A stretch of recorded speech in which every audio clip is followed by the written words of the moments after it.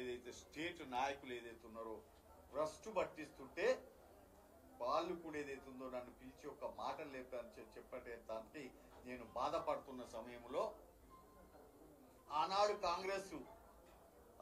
కాంగ్రెస్ బ్రిటిషర్స్ల నుంచి ఆజాదీ ఇప్పించింది. 1947 బ్రిటిషర్ల నుంచి ఆజాదీ ఇప్పించిన పార్టీ ఏదమ్మా అంటే మనం కాంగ్రెస్ అని చెప్తాం. ఈడ మహబూబ్ నగర్ జిల్లాలో జరుగుతున్న అరాచకాలు అన్నిటిని కూడా ఇక్కడ కూడా ఫ్రీడమ్ ఇప్పించింది ఏ పార్టీ అని అంటే ఇవాళ ప్రజలందరూ కూడా శ్వాస పీల్చుతున్నారంటే ఈడ కూడా ఒక ఆజాదీగా ఉన్నారంటే అది కూడా ఏదైతే ఉన్నదో కాంగ్రెస్ ఈడ మళ్ళా వాళ్ళందరికీ ఊపిరి పీల్చే విధంగా చేసిన పార్టీ. అంటే ఇక్కడ కూడా మహబూబ్ నగర్ లో కూడా ఆజాదీ ఇచ్చిన పార్టీ. దాని నాయకుడు ఎవరు, అధ్యక్షుడు ఎవరు? రేవంత్ రెడ్డి గారు. ఆ రేవంత్ రెడ్డి గారు నిజంగా కూడా నేను చెప్తున్నా మా రెడ్డి బిడ్డ, ఎస్ మా రెడ్డి బిడ్డ, ధైర్యం ఉన్న బిడ్డ, దమ్మున్న బిడ్డ, దమ్మున్న పాలమూరు బిడ్డ. ఆ బిడ్డ ఏదైతున్నదో మమ్మల్ని అందరినీ తెలంగాణ రాష్ట్రంలో జరుగుతున్న మొత్తం టోటల్ కరప్షన్ నుంచి గాని నియంత్రణ పాలన నుంచి గాని విముక్తి చెందించి తీసుకొచ్చిన బిడ్డ ఆయన. నిజంగా కూడా నేను I'm proud of that bye.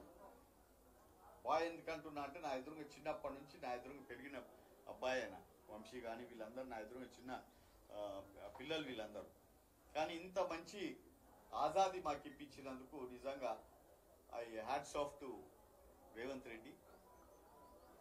అతను సొంతంగా కాళ్ళ మీద నడిచొచ్చి నా ఇంటికి వచ్చి అన్నా నీకు అన్యాయం అయింది, అన్నా నీకు అన్యాయం అయింది, నీవు యాజ్ ఎ సీఎం ఆయన రావాల్సిన అవసరం లేదు, కావాలంటే నన్ను జితన్నా నన్ను నా ఇంటికి రా అని చెప్పి ఆర్డర్ చేయొచ్చు.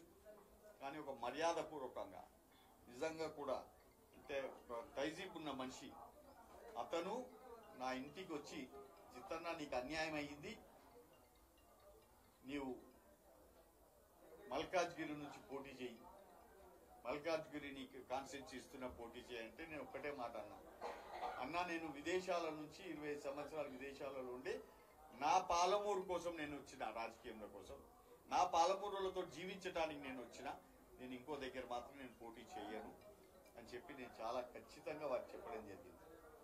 దానికి వారు లేదన్నా నీ సర్వీసెస్ మాకు కావాలి, నీ అనుభవం నాకు కావాలి, నువ్వు 2 సార్లు పార్లమెంటు మెంబర్గా ఉన్నావు, ఫ్లోర్ లీడర్గా ఉన్నావు, నీకు ఢిల్లీలో ఎన్నో పరిచయాలు ఉన్నాయి, ఆ అనుభవం మాకు కూడా ఏదైతుందో నువ్వు పంచిపెట్టాలి, నువ్వు మాకు పంచిపెట్టాలి, నువ్వు మాతో పాటు ఉండాలి అని చెప్పి నాకు మర్యాదపూర్వకంగా వారు ఏదైతుందో ఢిల్లీ స్పెషల్ రిప్రజెంటేటివ్గా నాకు జియో ఇష్యూ చేశారు.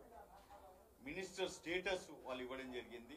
అంతేకాకుండా నేను 14 సంవత్సరాలు ఒలింపిక్ అసోసియేషన్ వైస్ ప్రెసిడెంట్గా ఉన్నాను. ఒక 4 ఇయర్స్ ఏదైతుందో తెలంగాణ వచ్చిన తర్వాత ఫస్ట్ ఒలింపిక్ అసోసియేషన్ ప్రెసిడెంట్గా ఉన్నాను. అంతేకాకుండా చెఫ్డీ మిషన్గా నేను మన తెలంగాణని కర్ణాటక కేరళకు కానీ లేకపోతే జార్ఖండ్ కానీ ఇవన్నిటిని కూడా నేను కంటింజెంట్ లీడ్ చేసిన వాడిని. ఇవన్నిటిని కూడా చూసిన తర్వాత స్పోర్ట్స్ దానికి కూడా నీవే నాకు అడ్వైజర్గా ఉండాలి, ఒక స్పోర్ట్స్ హబ్గా మనం తెలంగాణను తీర్చిదిద్దాలి, యువకులందరూ కూడా గత 10 సంవత్సరాల నుంచి ఎక్కడెక్కడో అయిపోయారు స్పోర్ట్స్ ఫీల్డ్ అంతా కూడా, దాన్ని ఒక దగ్గర తీసుకురావాలని చెప్పి వారు నన్ను పిలిచి నాకు ఆ మినిస్టర్ స్టేటస్ ఇచ్చినందుకు నిజంగా కూడా వారికి ధన్యవాదాలు తెలియజేస్తున్నాను. అంతేకాకుండా నాకు మొన్న సాయంత్రం మన ఎమ్మెల్యేలందరినీ కూడా లోకల్ ఎమ్మెల్యే ఉన్న 7 మంది ఎమ్మెల్యేలను అందరినీ కూడా పిలిచి వాళ్ళని ఒప్పించి వాళ్ళకు కూడా జిత్తన్న మనవాడు మనతో పాటు ఉండాలి, మనకు మంచివాడు అని చెప్పి ఈ అబ్బాయిని నీ చేతిలో పెడుతున్నాను వంశీని, నీ అనుభవాన్ని మొత్తం ఉపయోగించి నీకున్న పరిచయాలన్నిటిని కూడా ఉపయోగించి అన్ని రకాలుగా ఈ అబ్బాయిని పార్లమెంట్కి పంపించే బాధ్యత నీది అని చెప్పి కూడా నాకు అప్పచెప్పడం జరిగిందని చెప్పి కూడా నేను తెలియజేస్తున్నాను. తప్పకుండా నేను ఇక్కడ ఉండి ఎలక్షన్లు అయ్యేంత వరకు కూడా నాకున్న అన్ని పరిచయాలన్నింటిని కూడా ఈడ పెట్టి నా శ్రమంతా కూడా నేను ఈడ పెట్టి కాంగ్రెస్ క్యాండిడేట్గా ఇక్కడి నుంచి మన వంశీచందర్ వెళ్లే విధంగా నేను 100% ప్రయత్నం చేస్తాను. ఎందుకంటే మీరు చూస్తున్నారు ఇక్కడ ఏ విధంగా అప్పుడే గ్రూపిజంలు మొదలైనయో. ఒక శ్రీనివాస్ గౌడ్ గారు పరిపాలన పోయిందని చెప్పి ప్రజలు సంతోషపడుతుంటే ఇంకొక పరిపాలన వస్తుందని చెప్పి కూడా మీరు అందరు కూడా చాలా మంది భయపడుతున్నారు. అటువంటిది కాకుండా అటువంటి పరిపాలన కాకుండా తప్పకుండా మీ అందరి మధ్యలో నేను ఎట్లయితే అప్రోచ్ లో ఉన్నానో, ఏ విధంగా మీరు ఎప్పుడైనా కానీ 24 hours నా ఇంటికి ఎట్లయితే వస్తారో, ఏ విధంగా నాతో సన్నిహితంగా ఉంటారో, అదే విధంగా అన్ని లక్షణాలు కూడా మన వంశీచందర్లో కనపడుతున్నాయి.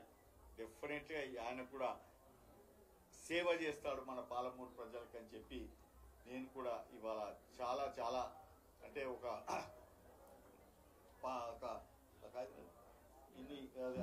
ఇన్ని సంవత్సరాల నుంచి మనం వెయిట్ చేసి చూస్తున్న కాంగ్రెస్ పార్టీ మళ్ళీ ఒకసారి అధికారంలోకి రావడం జరిగింది.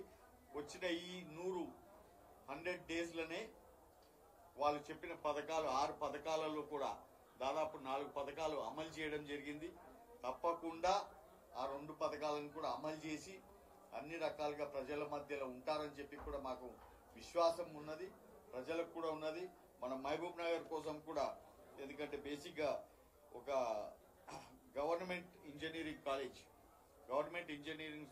కాలేజ్ స్థాపిస్తానని చెప్పి ముఖ్యమంత్రి గారు ఇక్కడ చెప్పమని చెప్పారు. ఎందుకంటే 3 గంటల తర్వాత మనకు ఇది వస్తుంది, కోడ్ వస్తున్నది, ఎలక్షన్ కోడ్ వస్తుంది. కాబట్టి దీని తర్వాత మనం చెప్పనీకి రాదు.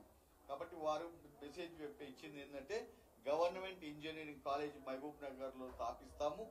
అదేవిధంగా గవర్నమెంట్ లా కాలేజ్ కూడా ఇక్కడ స్థాపించడం జరుగుతుంది.